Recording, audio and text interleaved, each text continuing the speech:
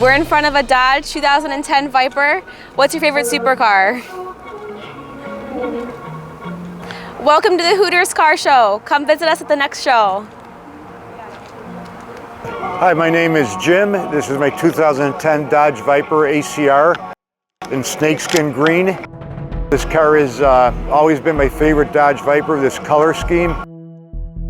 Everything you're looking at is 100% factory original, from the wing to the black wheels, to the red calipers, to the black tapered stripes, and of course my favorite paint job, factory paint job, snakeskin green. This car is very unique. Only one of four of this car was ever built in the world. I tracked one down in San Diego. I have one here in the Chicagoland area. One got wrecked on a racetrack, and the other one is unknown where it's at. Everything you're looking at is factory original. ACR is the most aggressive Viper that's ever made. It stands for Auto Club Racer. This car is essentially built for one purpose, to be a race car. Essentially, it's a street legal race car. It has an 8.4 liter engine from the factory. Stock horsepower, it would be 600 horsepower. This car is massaged at 720 horsepower. The dealership termed Tomball Viper dealership in Texas. The dealer sent it right to Dan Cregan. He's a top Viper tuner in the country, and they put in full-length Bellinger headers, high-flow catalytic converters. They poured in and polished the cylinder heads, poured in and polished the manifold intake, put in a Mopar performance computer, and so it's making about 720 horsepower also.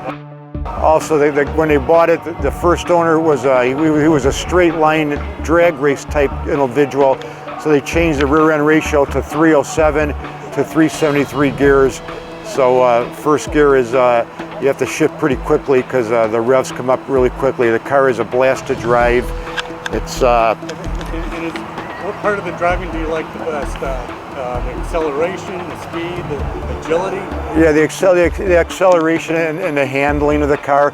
This wing creates about 1,500 pounds of downforce, so you could take a turn at a race course way faster than if the wing was not there. Sure.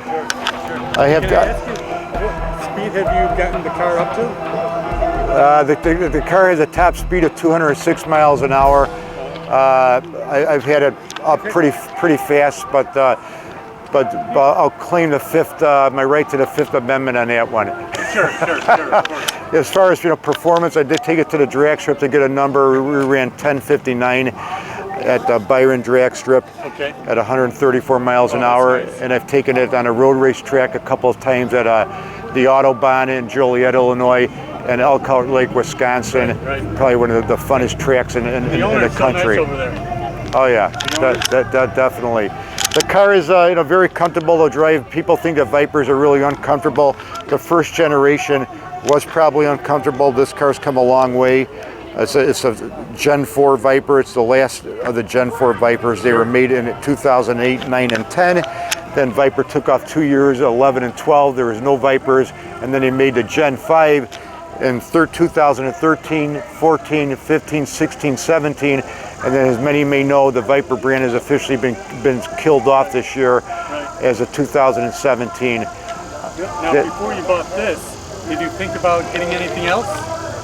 Yeah, I actually had a Corvette Z06 of 2016, and long story short, the transmission had a catastrophic failure on me, and while it was getting replaced under warranty, I found this at a Ferrari dealer in Portland, and I jumped on it and traded in the vet, and the rest is history. I'm glad that happened, because this has always been my favorite Viper, year, make, model, and color scheme. And then what would you say for the people that are new to Vipers as far as how to drive them? Be cautious, enjoy it? Yeah, the only Viper that has any nanny controls is the Gen 5, where it has a Corvette. It has got, it has all the computer functions. This car is just strictly mano to mano. It's you versus the road. It has absolutely, it does not even have cruise control. It does not have active handling. It does not have any of that stuff. It's essentially like an old Shelby ACR racer. I would say you have to use caution. There's been more single car accidents with a Dodge Viper when a driver loses control than any other car, so you have to get used to the car. It's more car than most people that can drive, myself included. This car is very comfortable to drive. I have no problem taking this and going cross country with it. And then I would say one of the last questions it would be, you've been to shows, I see you shows all the time. Have you won some trophies? Yeah, I did definitely have won some trophies, but I'm not a big trophy guy. A lot of times I don't even register to the show. I just enjoy showing the car and hanging out and to drive back and forth to the shows. Right. Yeah. The last question for you is, do you let your wife drive or your better half? Yeah, the wife does like the car, but she does not know how to drive manual transmission, which is a good thing. But she does enjoy the car.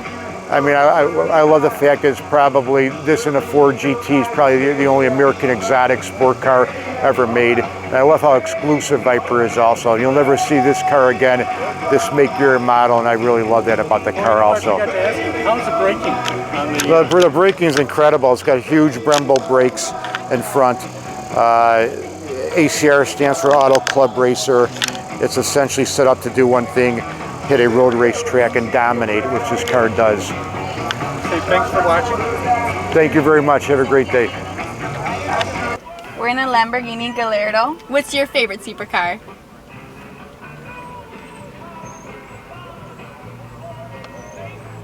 We'd like your input on your top 10 muscle cars. Please like our videos and put your comments down below. Thank you. Please enjoy the next video.